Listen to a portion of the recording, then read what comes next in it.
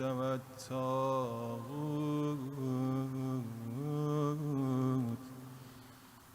أستغفر الله الذي لا إله إلا هو الحي القيوم الرحمن الرحيم بديع السماوات والأرض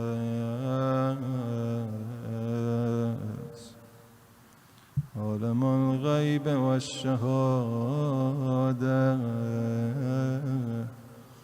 العزيز الحكيم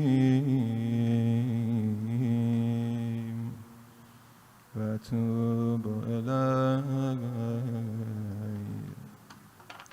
دعای فرج رو همه با هم زمزمه کنیم. بسم الله الرحمن الرحیم. اللهم كل ولي الحجة ابن الحسن صلواتك عليه وعلى آبائه في هذه الساعة في كل ساعة وليا وحافظا وقائدا وناصرا ودليلا وعينا حتى تسكنه أرضك طوعا تمتعه فيها طويلا برحمتك يا أرحم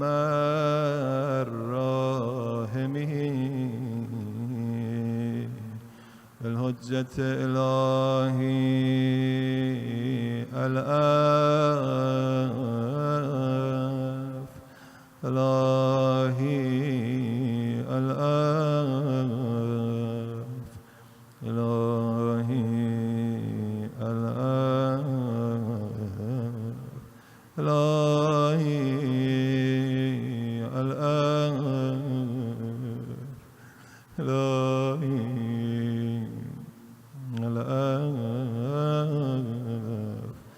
بسم الله الرحمن الرحيم. السلام عليك يا أبا عبد الله. السلام عليك يا ابن رسول الله. السلام عليك يا ابن أمير المؤمنين وابن سيد الوسيم. السلام عليك يا ابن فاطمة سيدة نساء العالمين. السلام عليك يا ثار الله وابن ثاره.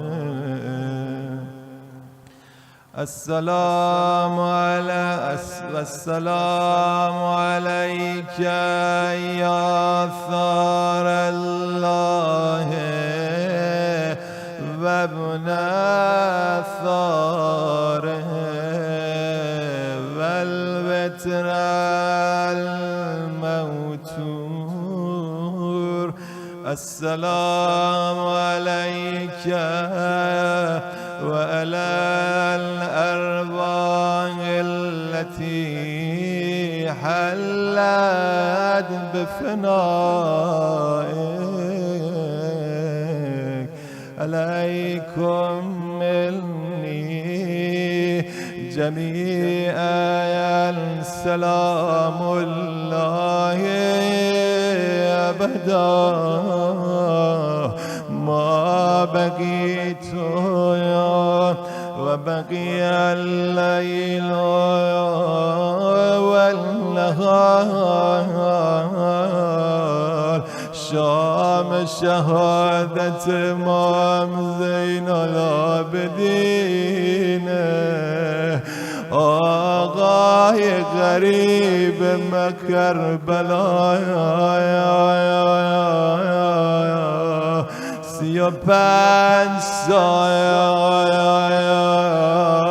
آب براش می آوردن کنار میزایش گریه می کرد براش غذا می آوردن کنار میزاش گریه می کرد یا ابا عبدالله یا ابا 35 سال هی صداش میزد بابای غریبم حسین یا ابا عبدالله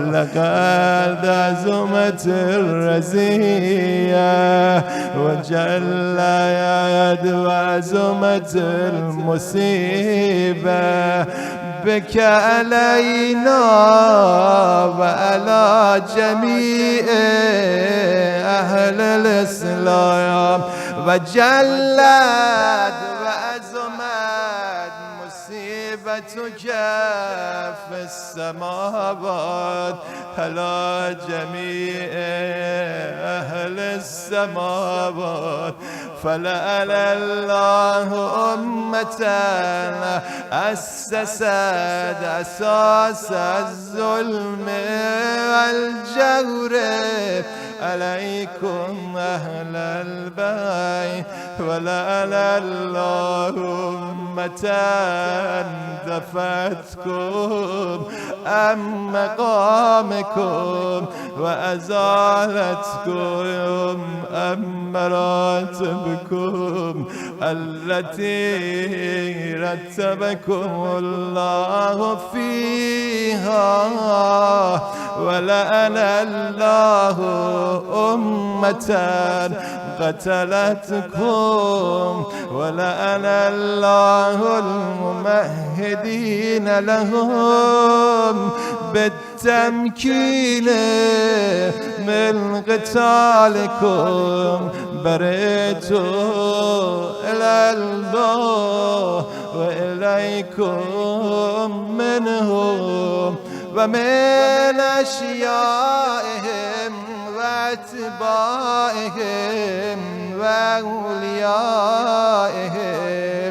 بشیر وارد مدینه شد تو کوچه‌های مدینه فریاد میزد یا اهل یثرب لا مقام لکم ای مردم مدینه دیگه تو خونه‌تون نمونی دیگه مدینه جای موندن نیست چه خبره بشیر آی مردم حسینو کشتن زن و بچه‌شو به اسارت بردن، حالا دارن برمیگردن کجا؟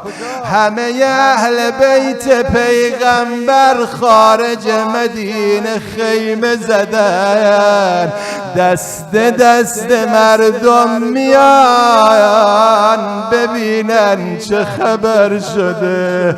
رسیدن خدمت زین العابدین، یا ابن رسول الله سر شما سلامت آقا جا. یه عده دلداری میدادن، یه عده تسلیت میگفتن،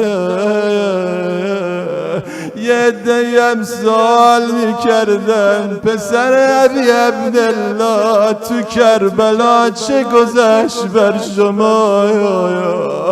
زین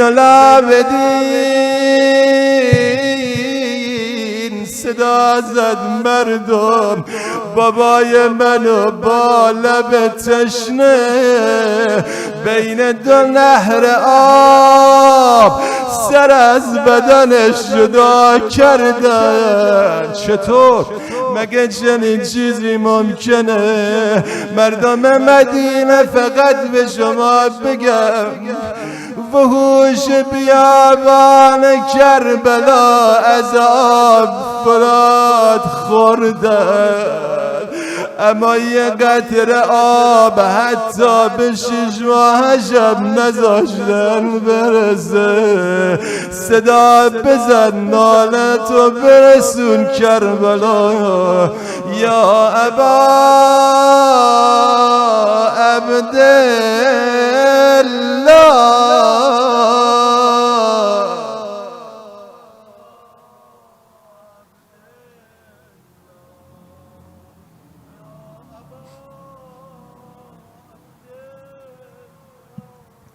إني سلم لمن سالمكم وحرب لمن حاربكم إلى يوم القيامة. ولعن الله آل زياد وآل مروان، ولعن الله بني أمية قاتبا، ولعن الله ابن مرجان، ولعن الله عمر بن سعد، ولعن الله شمرا،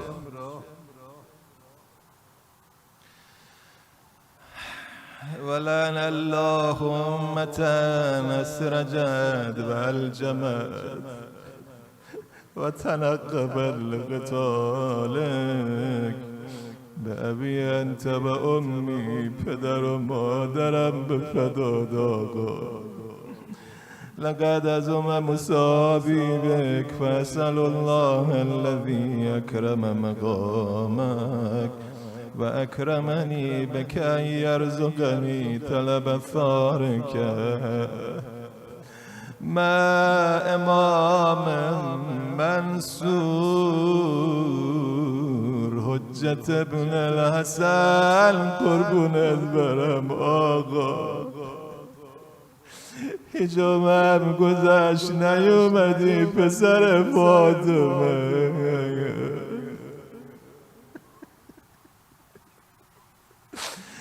من أهل بيت محمد صلى الله عليه وآله. اللهم اجعلني عندك وجيها بالحسين عليه السلام في الدنيا والآخرة، يا أبا عبد الله،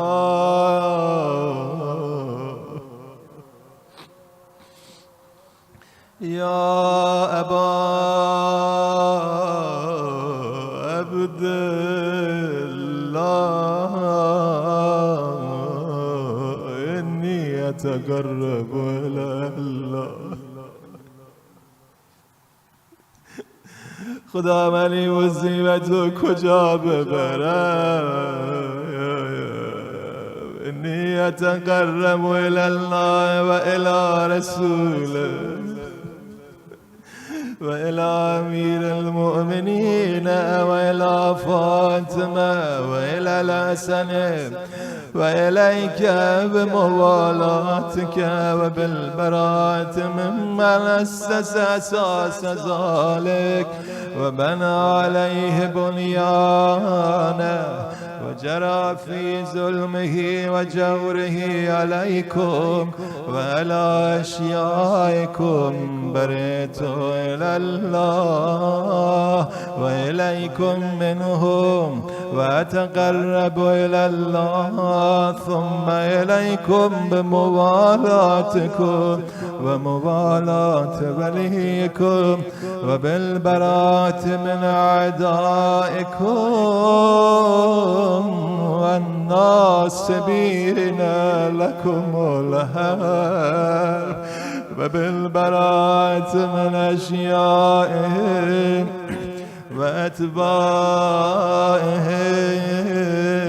وأتباعهم إني سلمان لمن سالمكم وحرب لمن حاربكم وولي لمن والاكم وعدو لمن عاداكم فأسأل الله الذي أكرمني بمعرفتكم ومعرفة أوليائكم ورزقني البراءة من أعدائكم أن يجعلني معكم في الدنيا والآخرة وأن يثبت لي عندكم قدم صدق في الدنيا والآخرة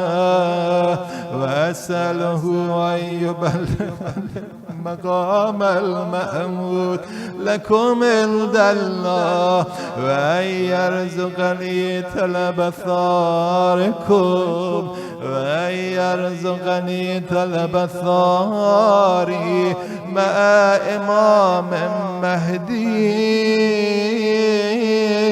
هدى ظاهر ناطق بالحق منكم وأسأل الله بحقكم وبالشأن الذي لكم عنده أن يؤتيني بمصابي بكم أفضل ما يؤتي مصابا بمصيبته مصيبة ما أعظمها وأعظم رزيتها في الإسلام. گاهی وقتا نگاه به دستای مبارکش میکرد، زین العابدین شروع میکرد گریه کردن. آقا جان شما را چه شده؟ میفرمود با خودم، با این دستای خودم بدن بابای غریب با روی بوریا گذاشتم.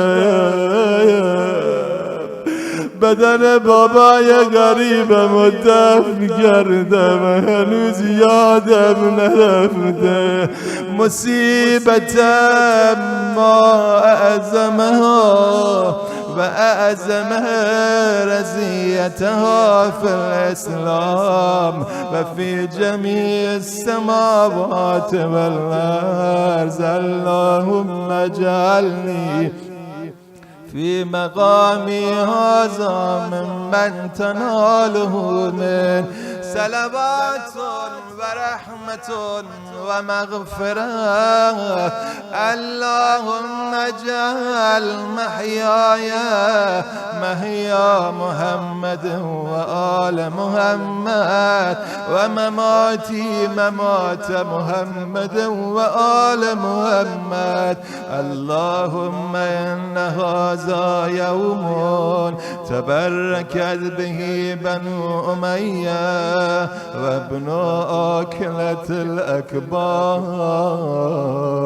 اللئين ابن اللئين على لسانك ولسان نبيك صلى الله عليه وآله في كل موطن وموقف وقف فيه نبيك صلى الله عليه وآله. اللهم لعن أبا سفيان ومعاوية ويزيد بن معاوية عليهم اللعنة أبد العابدين. وهذا يوم فرد به آل زياد وآل مروان بقتلهم الحسين صلوات الله عليه. اللهم فزائف عليهم اللعن منك والعذاب الأليم. اللهم إني أتقرب إليك في هذا اليوم وفي موقفي هذا وأيام حياتي بالبراءة منهم واللعنة عليهم وبالموالاة لنبيك وآل نبيك عليه وعليهم السلام. اللهم لنبل الظالم ظلم حق محمد وآل محمد وآخر تابع له على ذلك. اللهم عن الإصابة التي جاءت الحسين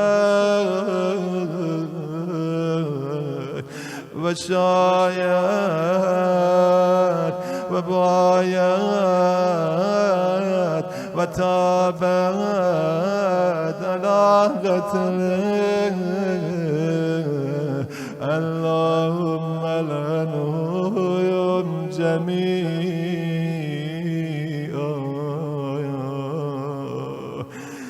100 مرة.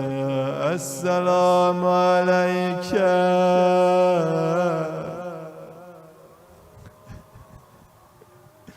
يا أبا عبد الله.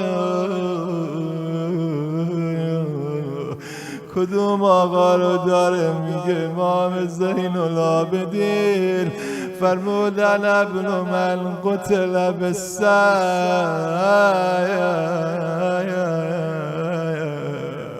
من پسر اون آقاییم که با قتل صبر کشتنش.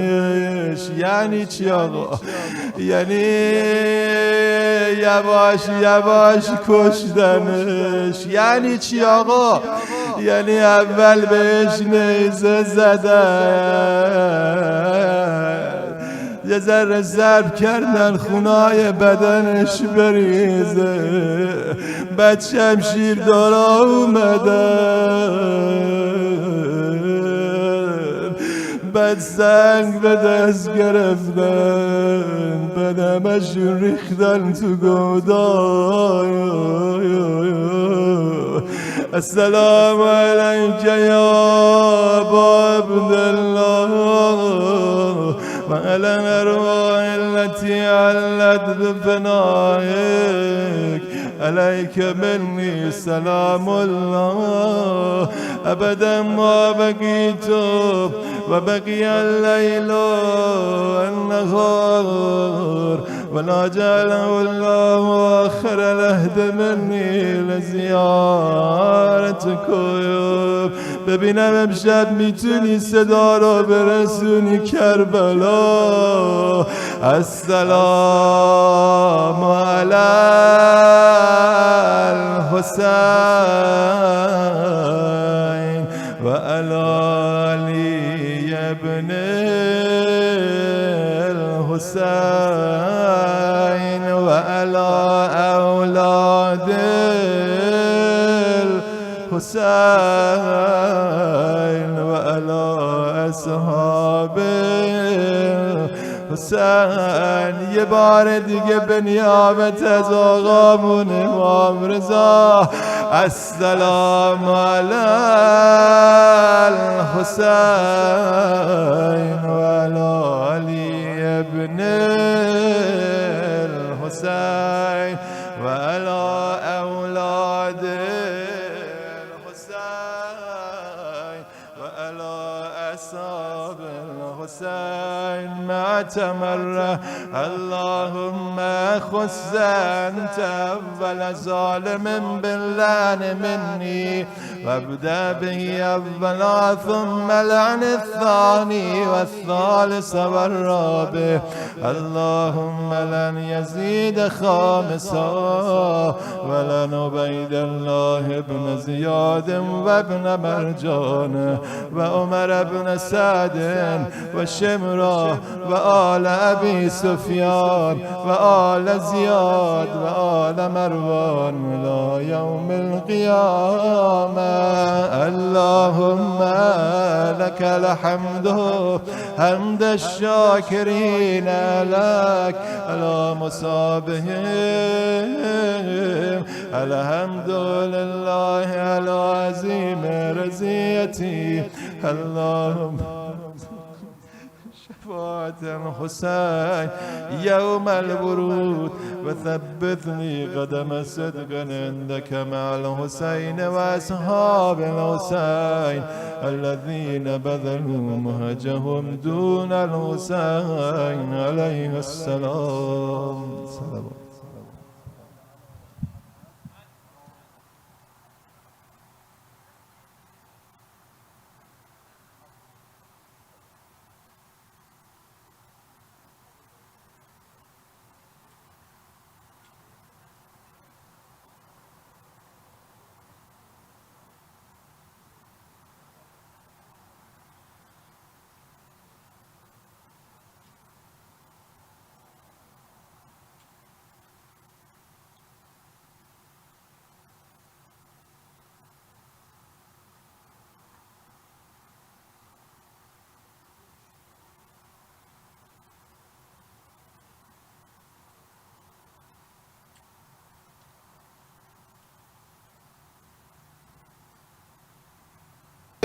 کی می سازه الا تو، تویی که جزو کربلا یه لحظه رو نمی کنم، تویی که جزو کربلا یه لحظه رو نمی کنم، تویی که جزو پرچمات خدای خون نمی کنم، تویی که خط قرمز تموم خونوادمی، تویی که بیشتر از همه تو سختی یا به یادمی. حسین آقا، حسین حسین حسین حسین آقا، حسین حسین حسین حسین آقا، آی حسین آقا، حسین حسین حسین حسین آقا. همه خاطرات و حرف دل تو رو میخوام بزنم. ای تموم خاطرات نوجوانیمون، ای آدرسای هیئتای تو نشونیمون، ای صاحبی که سوی روزه میکشونیمون، ای معشوقان للابد تنهام نزاری آقا، معشوقون للابد تنهام نزاری آقا. من غیر تو تا ابد ندارم کاری آقا، تو که حساب عشقای نریخته منم داری، حساب زنجیرایی که روشون خوردم داری، حساب لرزه پاها زیر علامتو داری، بگو هوای بی کسی توی قیامتو داری. حسین آقا، حسین حسین حسین حسین آقا.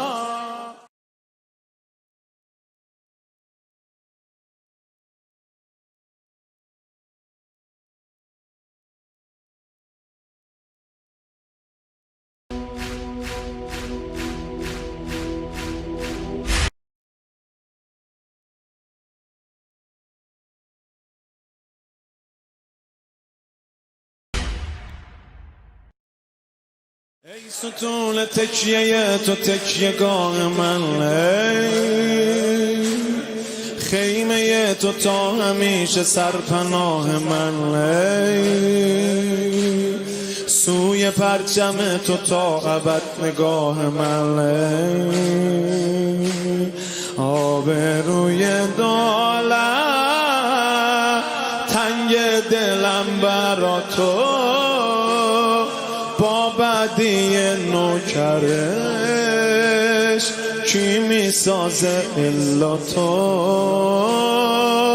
تویی که جزو کربلا یه لحظه رو نمی کنم، تویی که جزو کربلا یه لحظه رو نمی کنم، تویی که جزو پرچما خدای خونه می کنم، تویی که خط قرمز تموم خونوادمی، تویی که بیشتر از همه تو سختی یا به یادمی.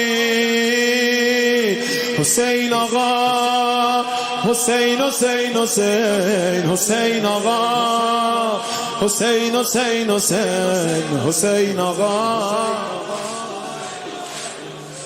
آی حسین آقا، حسین حسین حسین حسین آقا. همه خاطرات و حرف دل تو رو میخوام بزنم. ای تموم خاطرات نوجوانیمون، ای آدرسای هیئتای تو نشونیمون، ای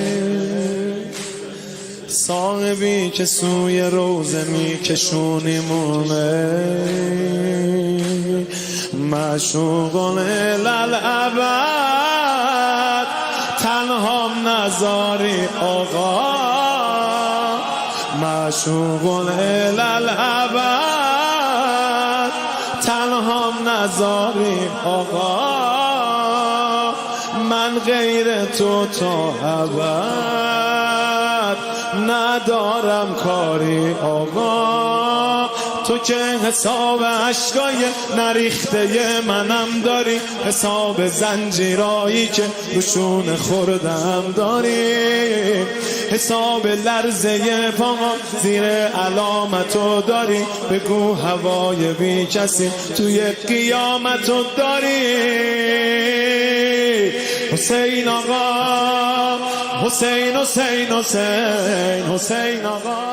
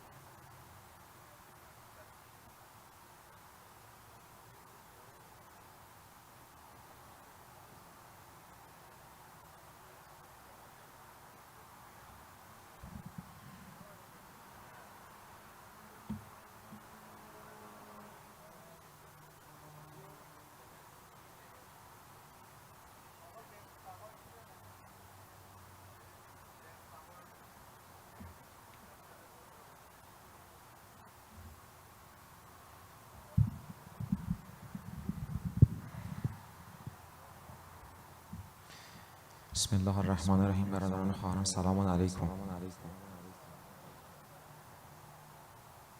سلامتی وجود نازنین آقامون حجت ابن الحسن صلواتی عنایت بفرمایید.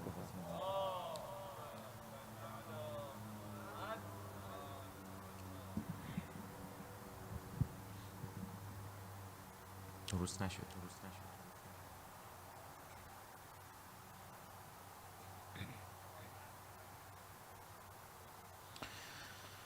أعوذ بالله من الشيطان الرجيم.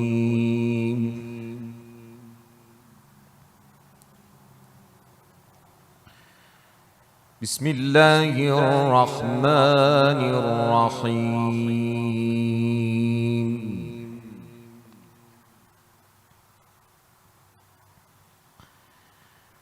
أقم الصلاة لدلوك الشمس إلى غسق الليل وقرآن الفجر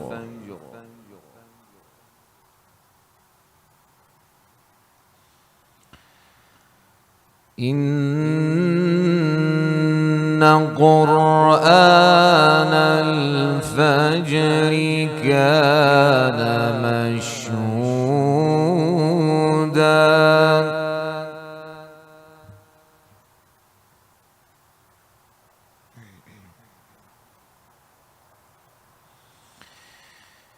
ومن الليل فتهجد به نافلة لك عسى أن يبعثك ربك مقاما محمودا.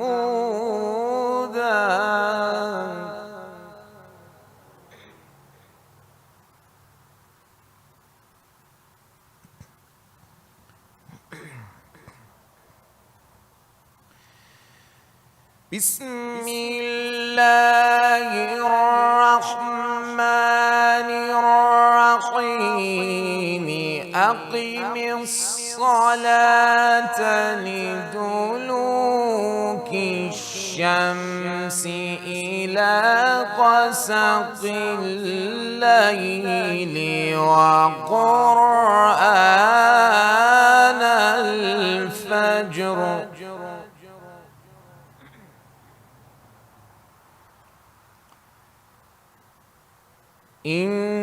إن قرآن الفجر كان مشهودا.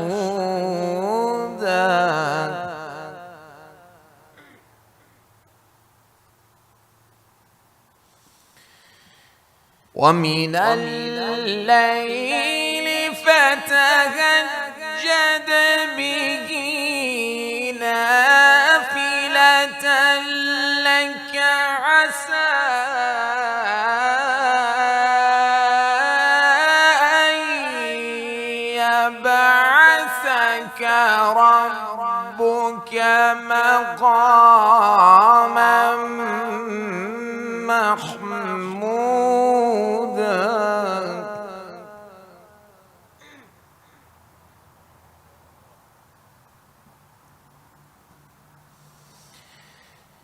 وقل رب أدخلني مدخل صدق وأخرجني مخرج صدق واجعل لي من لدنك سلطانا نصيرا.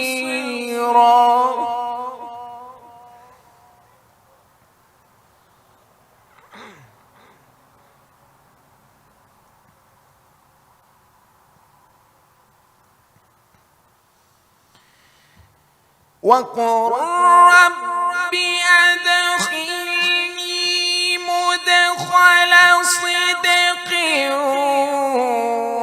وأخرجني مخرج صدق واجعل لي من لدنك سلطانا نصيرا وقل جاء الحق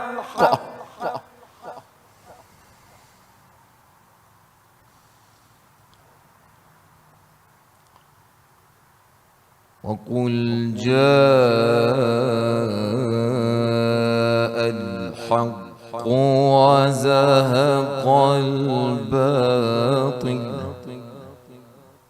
إن الباطل كان زهوقا.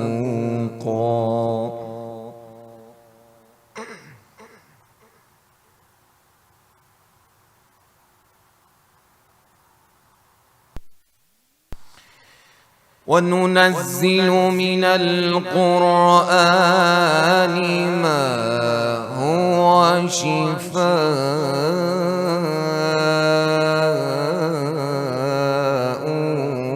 ورحمة وننزل من القرآن ما هو شفاء ورحمة للمؤمنين ولا يزيد الظالمين إلا خسارا.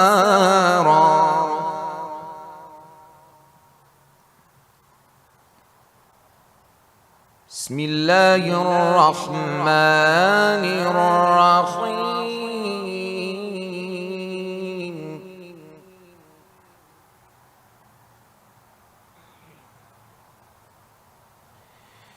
بسم الله الرحمن الرحيم.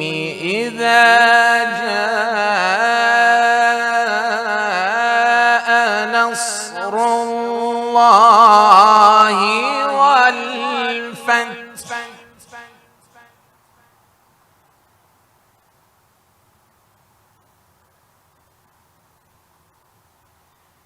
إذا جاء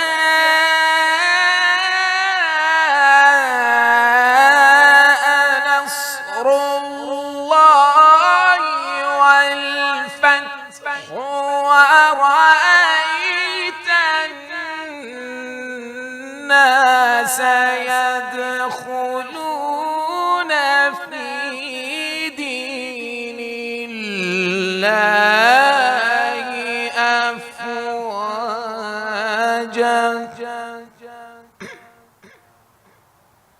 فسبح بحمد ربك واستغفره فسبح بحمد ربك واستغفره إنه كان توابا.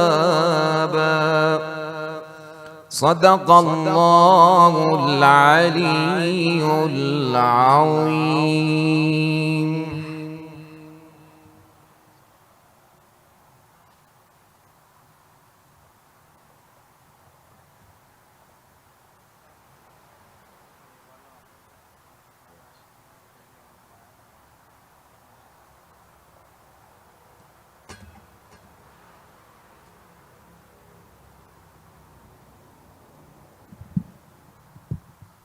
أعوذ بالله من الشيطان الرجيم.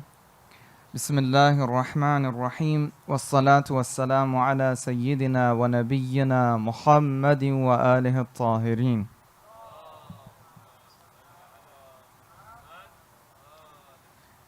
عظم الله أجورنا وأجوركم بمصابنا بالحسين عليه السلام. Dear brothers and sisters, Assalamu alaikum wa rahmatullahi wa barakatuh. Inshallah, everybody is doing well. This is the second night after the martyrdom of Abu Abdullah al-Hussein. May Allah subhanahu wa ta'ala accept all of your mornings and azadaris during this month of Muharram.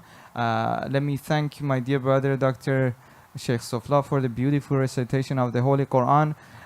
We don't have maybe more than the number of fingers in one hand in the entire US that can recite the Holy Quran that beautifully. So we are very thankful and privileged to have him with us during this Muharram program, and also we enjoy his, maddahi at the end of the program every night. So let's thank him for accepting our invitation, and let's recite a salawat for him and his respective family. Sallu ala Muhammad wa ala Muhammad.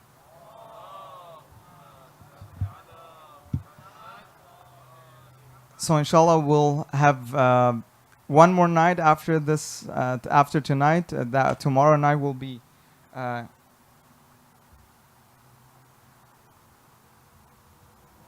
tomorrow night, inshallah, will be the last night of our program. I'll let you know about the upcoming programs, about the Arba'in program and everyone else. I just want to confirm with Sister Musawi about the details of those programs. Of course, we would love to have Seyyed Musawi with us again soon, inshallah. Soon, inshallah, we'll have him again with us. But let's enjoy the last 2 nights of his lectures for this Muharram program, and let's welcome him with your loud salawat ala Muhammad wa ala Muhammad.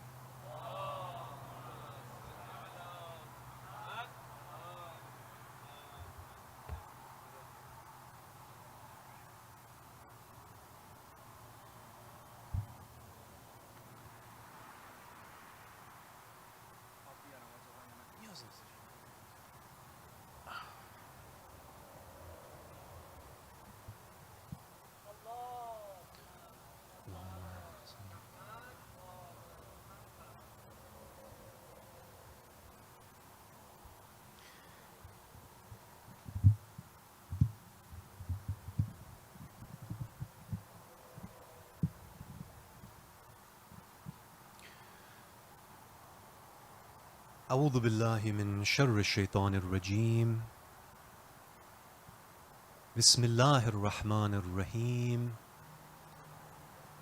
الحمد لله رب العالمين والصلاة والسلام على سيدنا ونبينا محمد وأهل بيته الطيبين الطاهرين اللهم صل على محمد وآل محمد.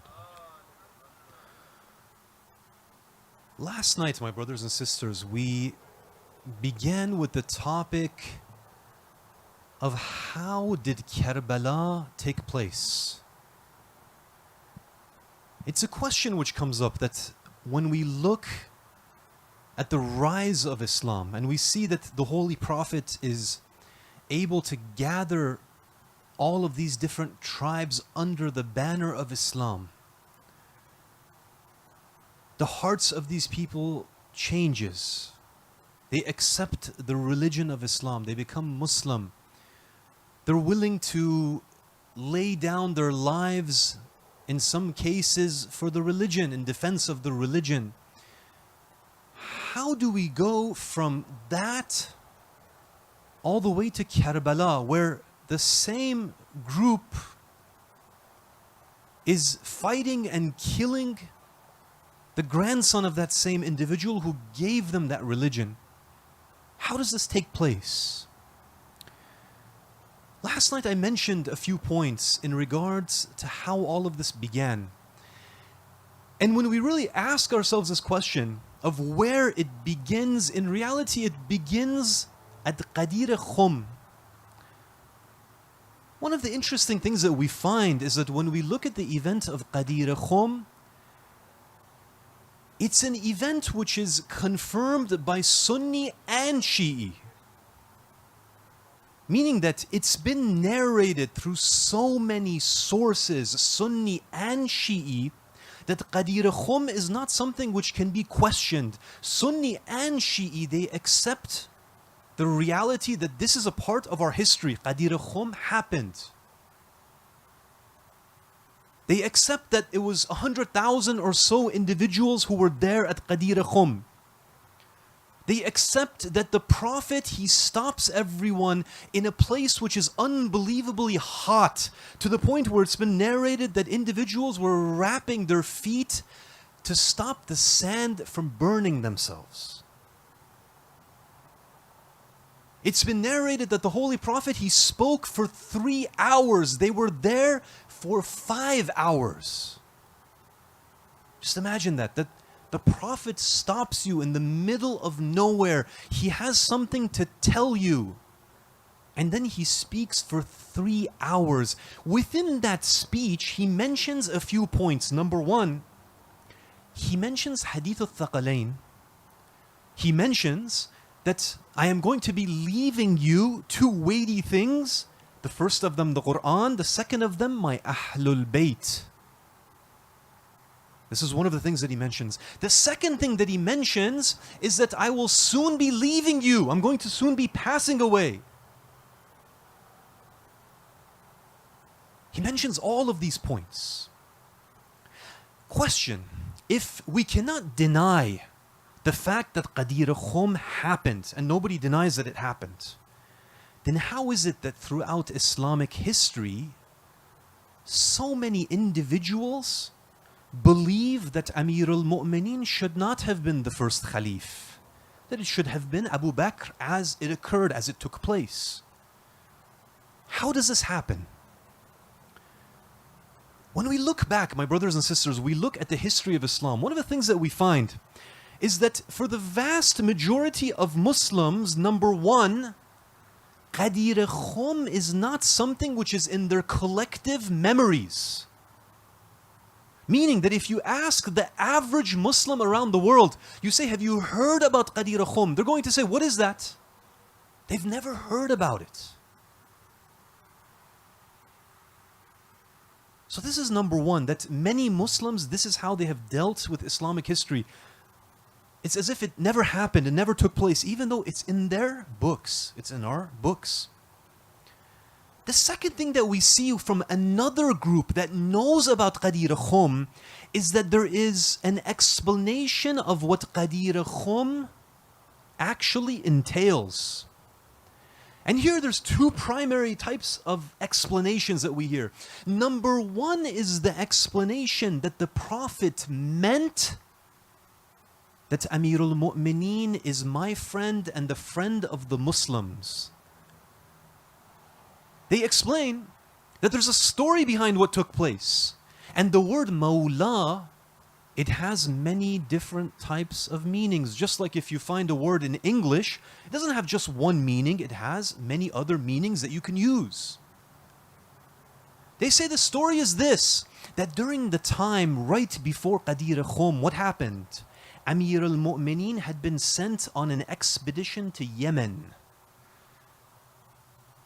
In Yemen, they receive an amount of goods that they are supposed to bring back for the Holy Prophet.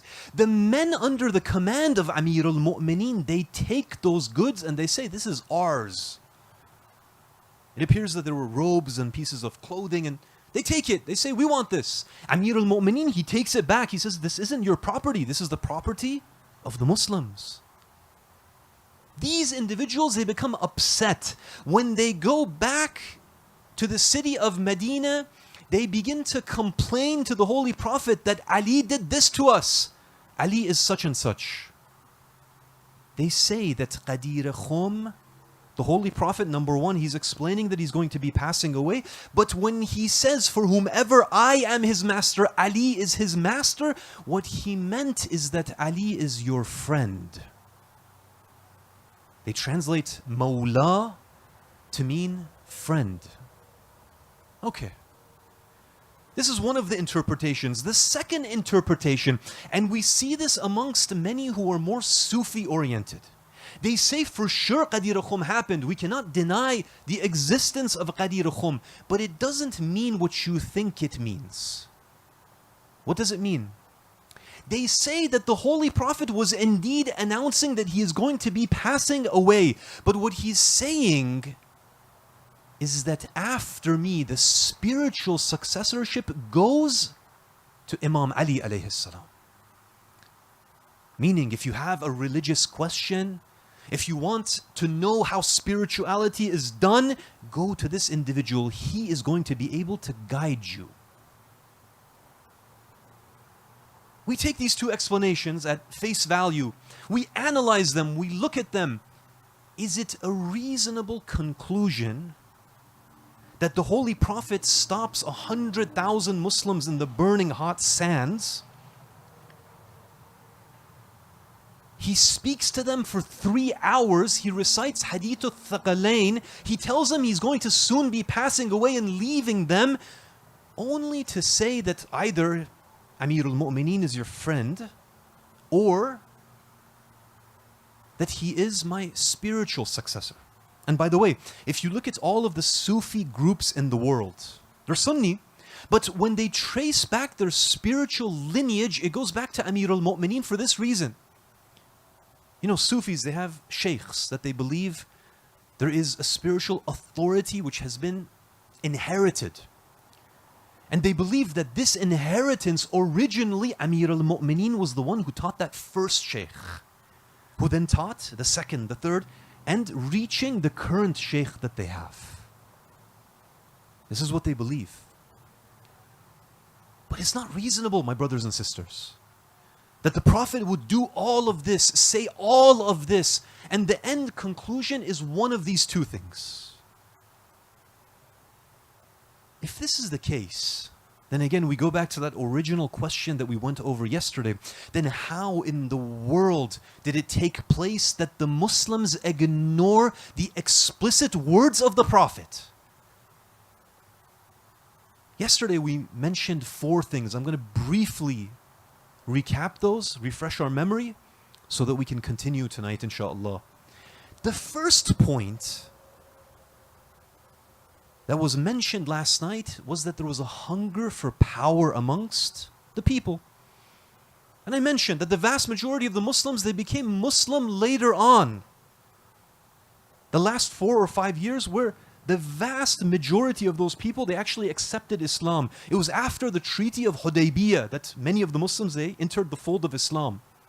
But even putting that aside, that in the Muslim community there was people of high iman and low iman, putting that aside, we look at ourselves.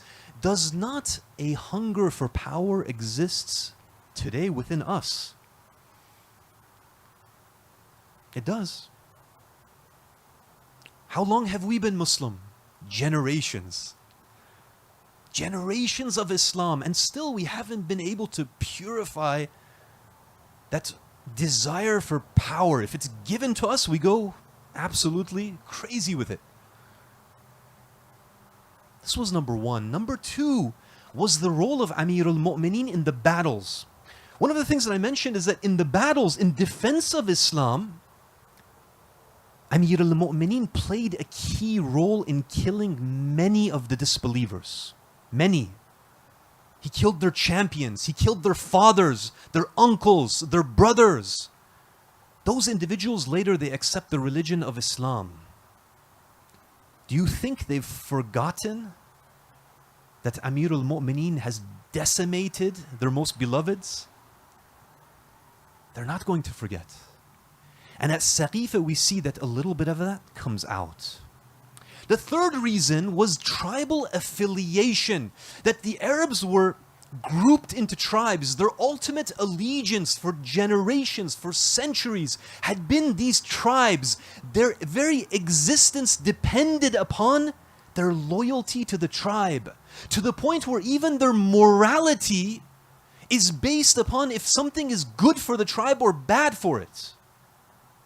When Saqifa happens, and their leaders accept the Khilafah of Abu Bakr, they give their bay'ah, the followers, the tribesmen, it is not their role to disobey their leaders. This is something which has been drilled into them for generations. They remain quiet. The fourth and final point that we went over last night was the issue of jealousy. And one of the interesting things is that from our perspective today, it's a little bit difficult to believe that anyone could be jealous of Amir al-Mu'mineen. But when you think about it, you have an individual in your midst who is better than you in every possible way. In the midst of battle, he's braver than you. In his acceptance of Islam, he preceded you by, in some cases, decades. In terms of his knowledge, you can't even hold a candle to his knowledge. You're nothing. The verses of the Quran that have been revealed about him, his victories, all of these things, they play a role. And there is that root of jealousy in the hearts of these people. When we bring together all of these things, we combine these things, it prevented the people from obeying the message of the Holy Prophet. And by the way, when you look at the verse of the Quran that was revealed right before Qadir Khum, there's a verse that was revealed which causes Qadir Khum to happen, meaning it causes the Holy Prophet to stop right then and there. The verse is very revealing.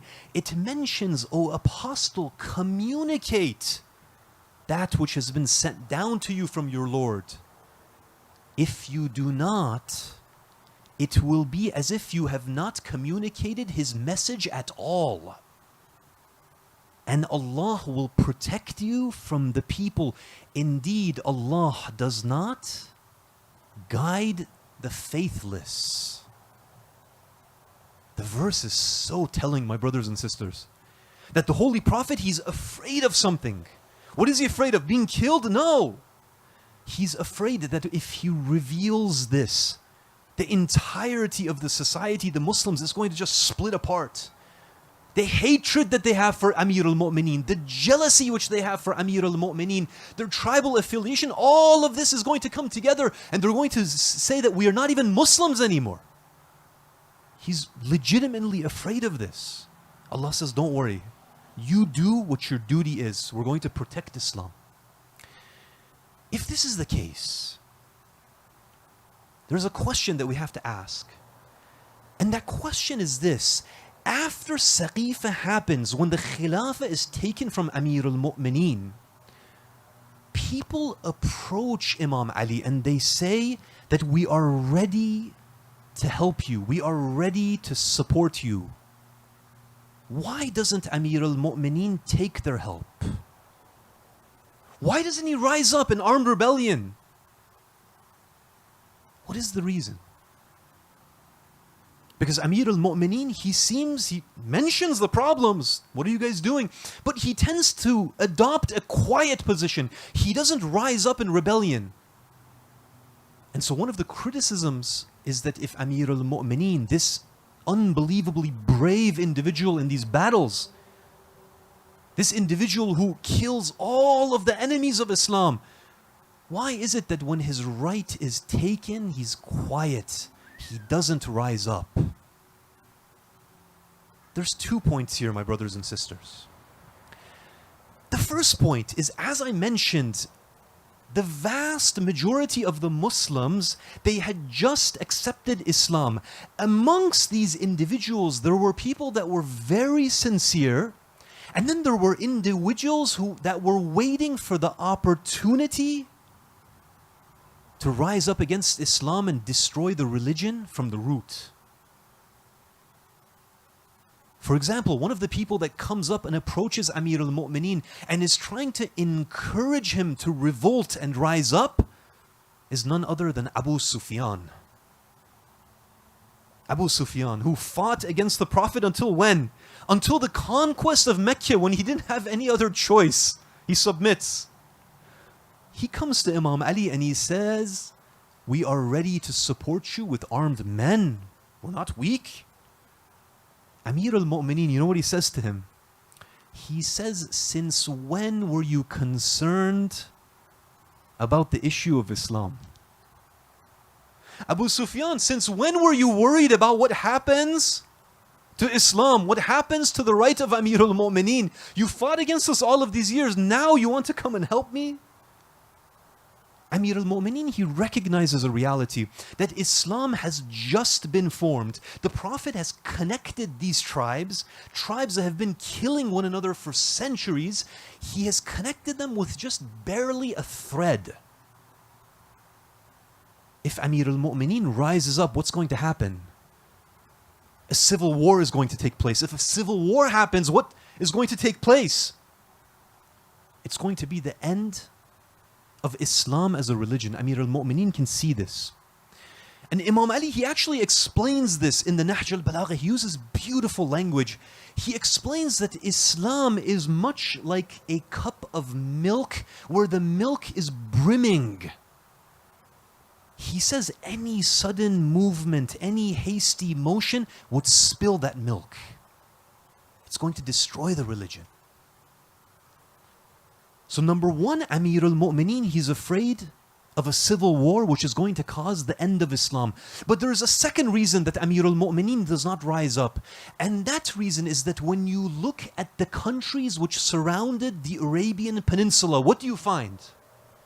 You find that on the western side you have the Roman Empire, and on the eastern side you have the Persian Empire.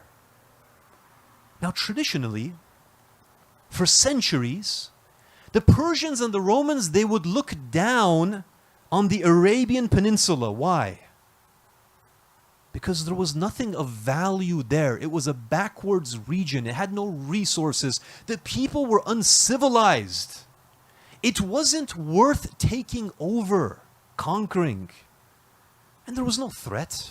What are these few nomadic tribes going to do to the Persian Empire, the Roman Empire? Nothing. As Islam begins to take form, my brothers and sisters, as the Muslims begin to get stronger, the Romans and the Persians, they begin to get worried. They see this prophet, he begins to take territory. People begin to come towards his religion. Suddenly, a quarter of the Arabian Peninsula is now Muslim. It's unified under his flag. In a few more years, half of it.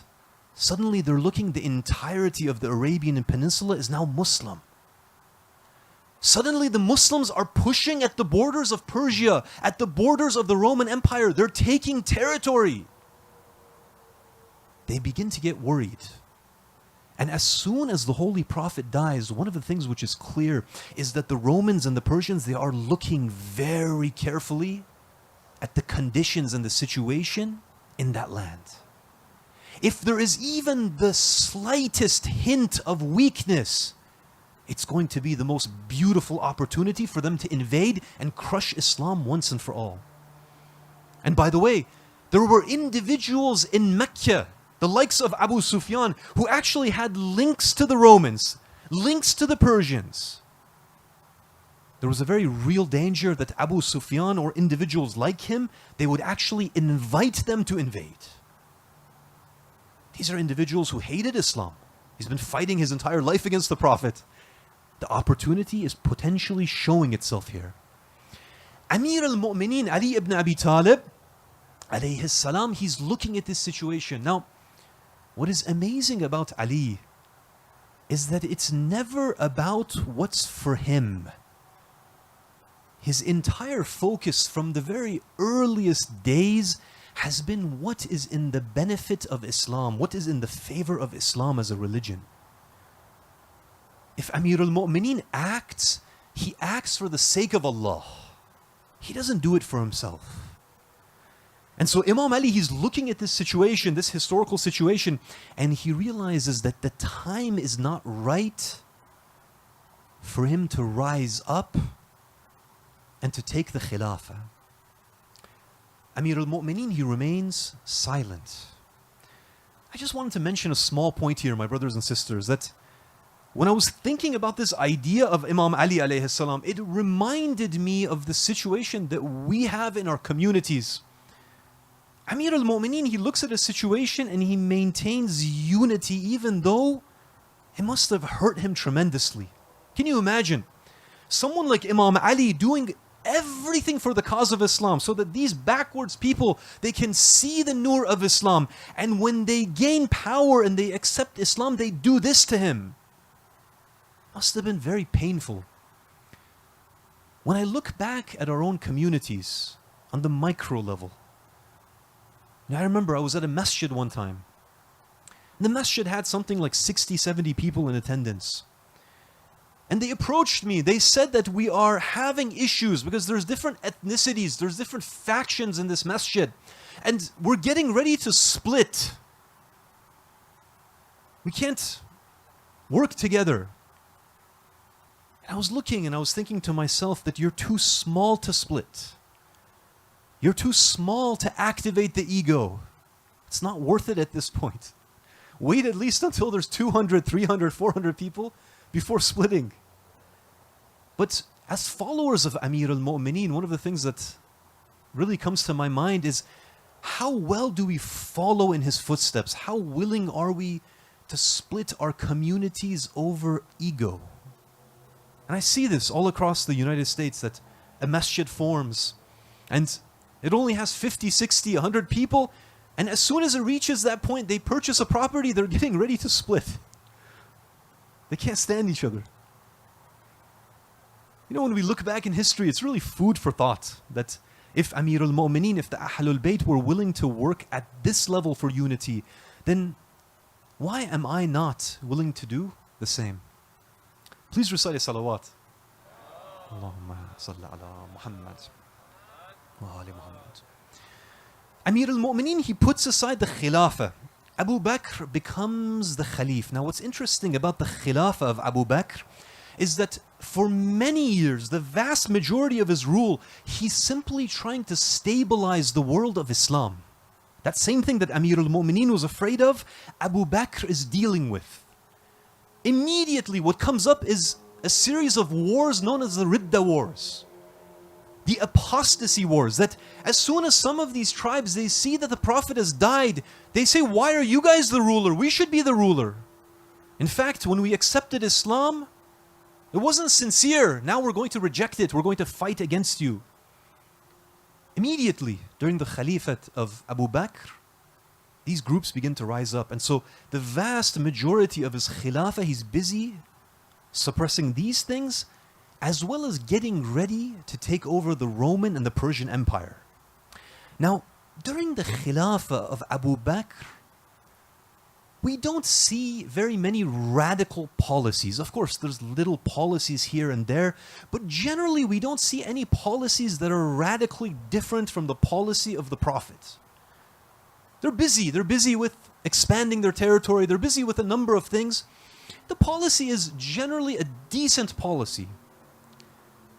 During the time of Umar's Khilafah, one of the interesting things that Umar does, small thing, but it ends up having repercussions down the road, is that Umar asks a question. He says, today, the policy that we have and the policy that we've had is that whoever becomes a Muslim, they receive a set amount from the Baytul Mal, the public treasury. During that time, whenever there was money in the Baytul Mal, the public treasury, it would get divided amongst the people. You know, a few years ago, we had an individual in the US, he was talking about universal basic income. He was saying that every American should receive, for example, $1,000 a month, $2,000 a month. During that time, there was already this idea that whenever we have a surplus, the government doesn't need it, you give it back to the people directly. Now, from the time of the Holy Prophet, one of the policies which he had is that they would give every Muslim the same amount, irrespective of when they converted. Now, Umar, he asks a question. He says, why is it that that individual who became Muslim from day one, he fought in the wars in defense of Islam, there was a risk that he was going to be killed, there was no guarantee that Islam was going to be successful. Why does he get the same amount as the yokel who accepted Islam from some village yesterday? That's not fair. That's not fair. The individual who accepted Islam from the very beginning, he should receive more. We need to have a tiered distribution system. Imam Ali alayhi salam, he warns Abu Bakr, he says, he warns Umar. He says, Umar, this was not the policy of the Holy Prophet. Nor was this the policy of Abu Bakr. Why are you changing the policy? Umar, he doesn't listen. He changes the policy. As a result of this, we begin to see a gradual change in the fabric of the society, that some individuals, they begin to become very wealthy, and then with that wealth they are purchasing political influence, and then with that political influence they are getting even more wealth, they are taking on even more land, more territories. And gradually we begin to see a group of people that are becoming unbelievably wealthy. You know, some of the stories that we see in this part of Islamic history is unbelievable. Some of the companions who end up passing away, when they come to distribute their inheritance, it's amazing. When they come to distribute their inheritance, they have so much gold and other forms of wealth that they actually have to bring in pickaxes to break the pieces of gold into smaller pieces so that it can be lifted and then it can be given to their heirs. Unbelievable. During the early days of Islam, you know how poor the Muslims were? One of the things that's been narrated is that they were so poor at one point that they would take one date. Imagine that you have 4 or 5 people, they're working together. They would take one date, an individual would put it in his mouth. Would he eat it? No. He would just suck on it a little bit. And then he would take it out, he would give it to the next person. That person would put it in his mouth for a little bit. Take a little bit of the sugar, give it to the next individual, the next individual, the next individual. 5 people, they would subsist on one date. They were that poor. But eventually it reaches the point in Umar's Khilafah where people have this unbelievable level of wealth. And you have people that are poor, and then you have people that are unbelievably wealthy. Now during the time when Umar passes away and Uthman becomes the Khalif, the situation gets even worse. Inshallah, I wanted to leave the lecture here tonight, and inshallah we will continue tomorrow night.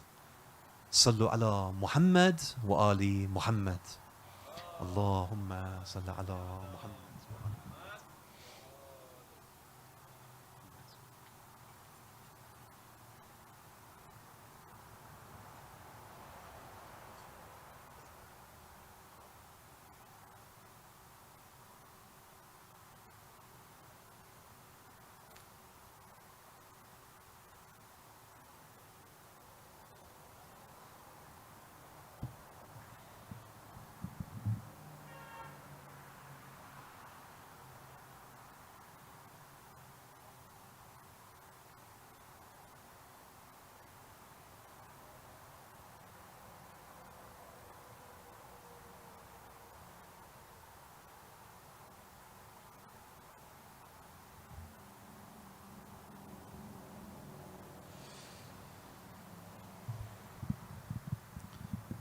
تعجیل در فرج آقامون صاحب العصر و الزمان صلواتی عنایت بفرمایید.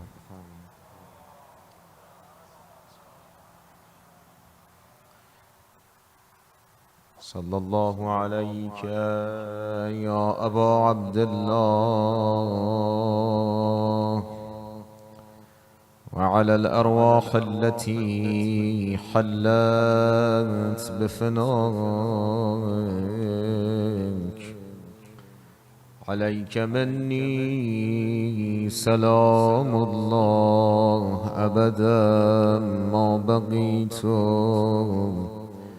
وبقي الليل والنهار ولا جعله الله آخر العهد مني لزيارتكم.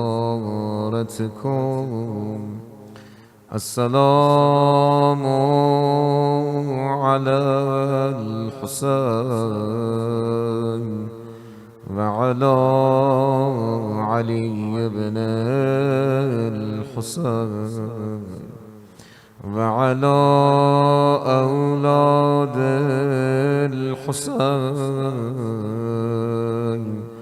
وعلى أصحاب الحسين.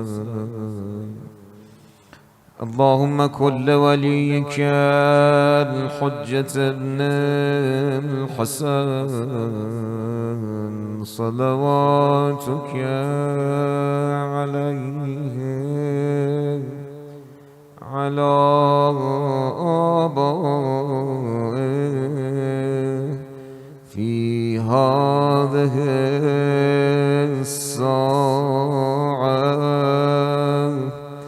وفي كل ساعة وليا وحافظا وقائدا وناصرا ودليلا وعينا حتى تسكنه أرضك طوعا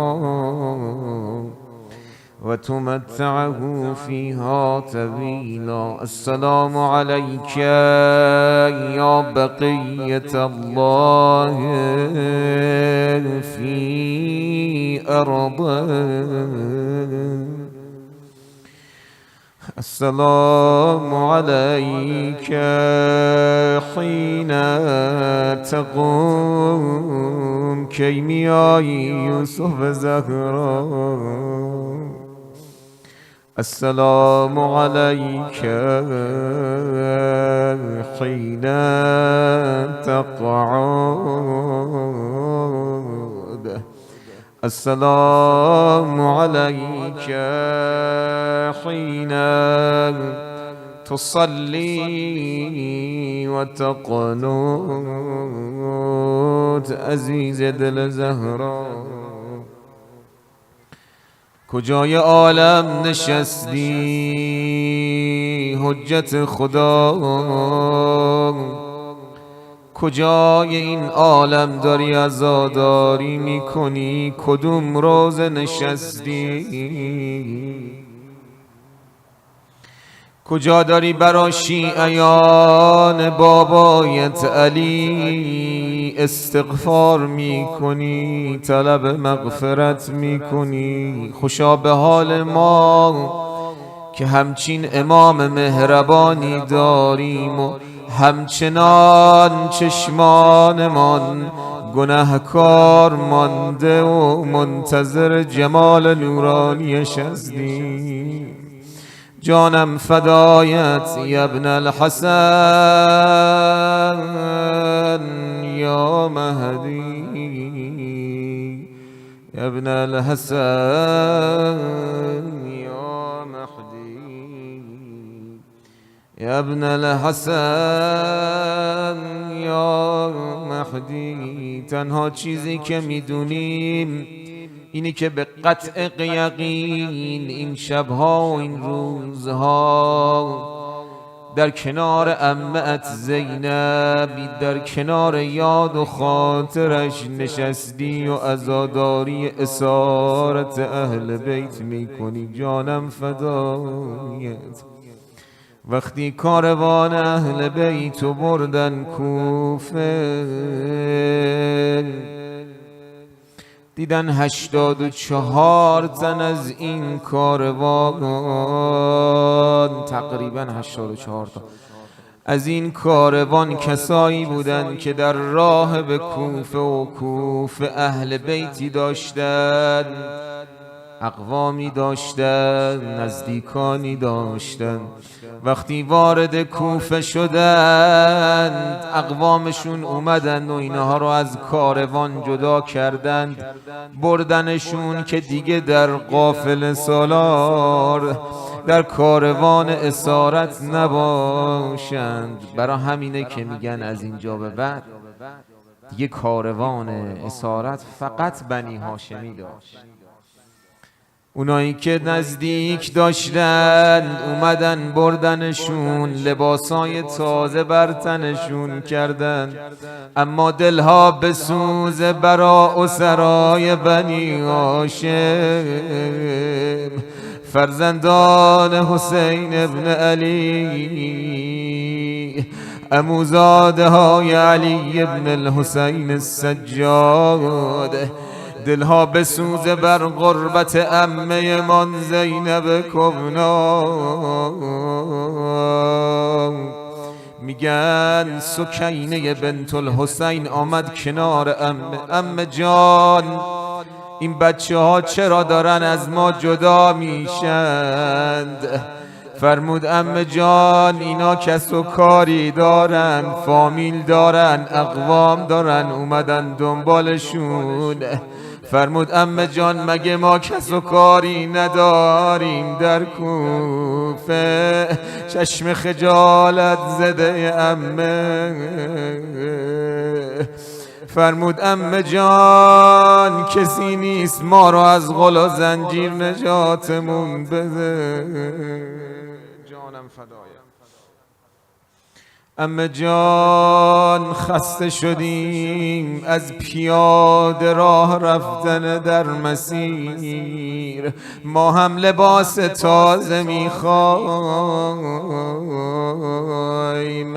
اما اینا نجیبا چه کسایی رو به اسارت بردیم. این زینب کسیه که در مدینه حتی کسی هم سایه آفتابشون ندیده بود. هر وقت میخواست بره زیارت پیغمبر، امیرالمؤمنین و حسنین دنبالش میرفتن. گاهی هم به قنبر میسپرد بره چراغای حرم نبوی رو کم کنه، کسی قد و بالای عمه من زینب و نبینه. اما کار به کجا رسید که عمه ما رو تو کوچه پس کوچه های کوفه این ور و اون ور می بردن، جلو از آن عموم.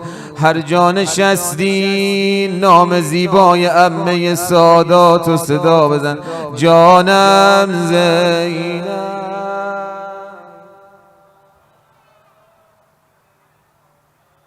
جانم زینب، جانم زینب. میدونیم آقا جون ابن الحسن، هر جا نشستی تو هم با ما هم نوا میشی و روزه عمت رو زمزمه میکنی. عمه من نائب الحیدر است، عمه من سید النساء پس از مادر است، عمه من سفیر خون خداست، همدم 18 سر از تن جداست. عمه من اوست که در قافله نشسته آورده به جان نافله. عمه من بر سر بازارها دیده ز اهل ستم آزارها. روزم و کوتاه کنم فقط بگم از این روزها به بعد دیگه کاروانو از مسیر کوفه و خود کوفه جدا می کنند و بنی هاشمیای مونده در کاروان اسارت رو به سمت شام روانه می دارند. نگم برات شام کجاست، جایی که 40-50 سال بغض امیرالمؤمنین داشتند. یه بارم به مظلومیت بابای من حیدر کرار صدا بزن، یا علی جان،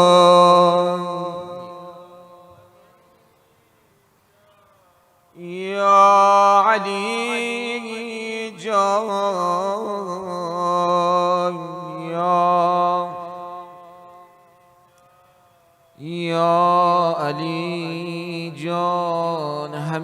که نشستی دقایقی رو به احترام ابی عبدالله بر سینه بزنیم و التماس دعا.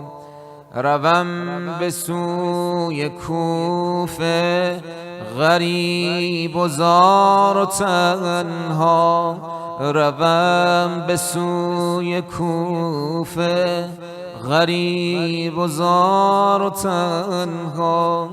فتادم برادر میان سیل غمها. حسین حسین حسین جان حسین.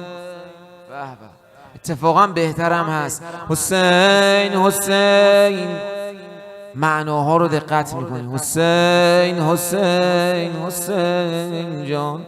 روم به سوی کوفه، روم به سوی کوفه غریب و زار و تنها. جانم فتاده ام برادر میان سیل غمها. به خاک این بیابان بمانده پیکر تو، به خاک این بیابان بمانده پیکر تو. به هم رهم بیاید به روی نیسر تو. حسین حسین حسین جان حسین. جانم فدای مظلومیت حسین حسین حسین.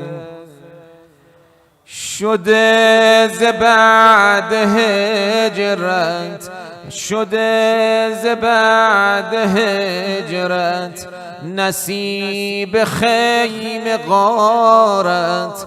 امان ز ظلم دشمن، امان از این اسارت. امان ز ظلم دشمن، امان از این اسارت. حسین حسین حسین جان. حسین حسین حسین حسین حسین جان. به کوفه ای که حیدر، به کوفه ای که حیدر نموده است امیری. میان آشنایان مرا برند اسیری. میان آشنایان مرا برند اسیری. حسین حسین حسین حسین حسین حسین. غریب کربلا، غریب کربلا ماه رو نیزه ها. ببین شدم اسیر، اسیر کوفیا. خواهر تو ببین، خواهر تو ببین بین حرومیا. ببین که میخورم، ببین که میخورم سنگ جفا اخا، سنگ جفا اخا. اخا حسین حسین جان، اخا حسین.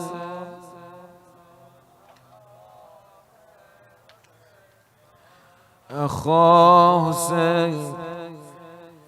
عزیز مصطفی قاری نیزه ها، عزیز مصطفی قاری نیزه ها.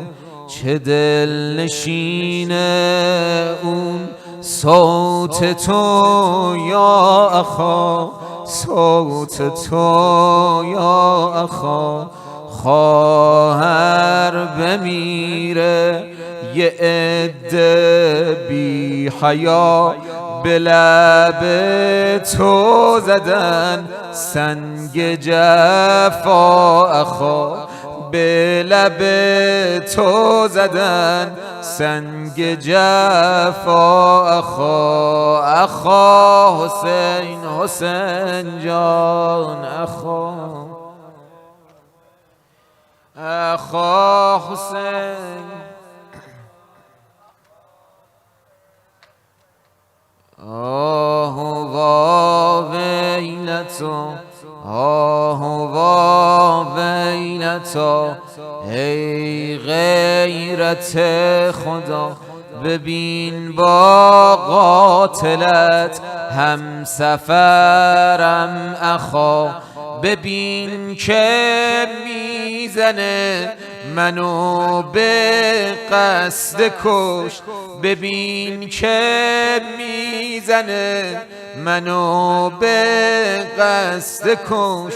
اومده واسه قصد معجرم اخا، آمده واسه غصب معجر اخا. اخا حسین، حسین جان اخا، اخا اخا حسین جان. از بابامون علی، از بابامون علی عقده دارن اینا، رحمی نمی‌کنن حتی به بچه ها، رحمی نمی‌کنن حتی به بچه ها.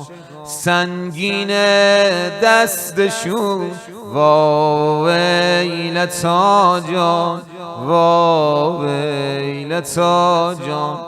به دخترت زدن سیلی بی هوا اخا حسین، اخا اخا اخا اخا. صلی الله علیک یا رسول الله، صلی الله علیک یا امیر المؤمنین، صلی الله علیکم یا اهل بیت النبوة و رحمت الله و برکاته. السلام علیک یا ابا عبدالله و علی الارواح التي حلت بفنائك. عليك مني سلام الله أبدا ما بقيت وبقي الليل والنهار، ولا جعله الله آخر العهد مني لزيارتكم. السلام على وعلى علي بن وعلى أولاده وعلى أصحاب الحسين الذين بذلوا مهجهم دون الحسين عليه السلام. نسألك اللهم وندعوك باسمك العظيم الأعظم الأعز الأجل الأكرم، يا حميد بحق محمد، يا عالي بحق علي، يا فاطر بحق فاطمة، يا محسن بحق الحسن، ويا قديم الإحسان بحق الحسين. يا الله يا الله يا الله يا الله يا الله يا الله يا الله يا الله يا الله يا الله يا رحمن يا رحيم يا مقلب القلوب، ثبت قلوبنا على دينك ونور قلوبنا بنور معرفتك، واكفنا يا قاضي الحاجات ويا كافي المهمات، إنك مجيب الدعوات، إنك على كل شيء قدير. خدایا به عظمت این شبها، این قلیل توسلات عزاداری ها از ما به کرمت قبول بفرما.